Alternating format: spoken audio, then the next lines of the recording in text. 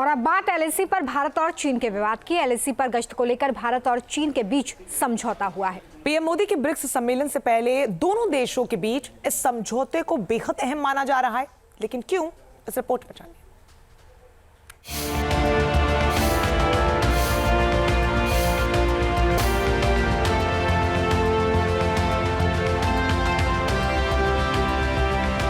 साल बाद भारत और चीन में बनी बात। क्या सुलझेगा भारत और चीन सीमा में विवाद?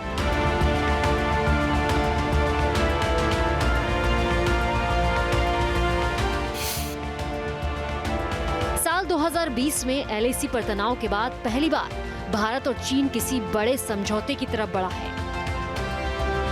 भारत और चीन के बीच एलएसी पर गश्त शुरू करने को लेकर बड़ा समझौता हुआ है।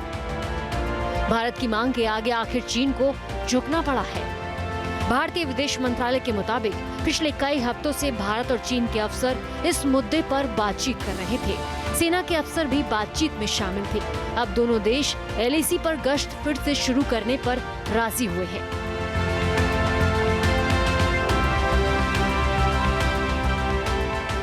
कथित तौर पर यह समझौता देपसांग और डैमचौक इलाकों में पेट्रोलिंग से जुड़ा है।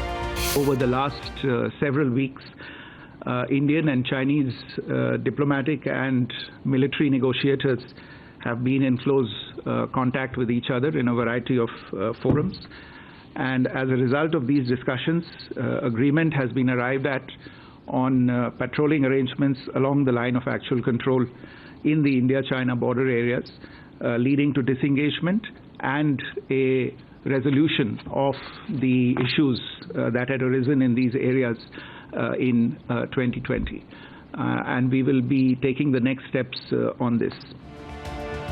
भारत और चीन के बीच पेट्रोलिंग शुरू करने के समझौते से पूर्ण रूप से सेना वापसी का रास्ता भी साफ हो सकता है, क्योंकि अब चीनी सैनिक पहले की स्थिति में वापस आ जाएंगे और भारतीय सैनिकों को नहीं रोकेंगे। उम्मीद है कि इस समझौते से दोनों देशों के बीच टकराव में कमी आ सकती है।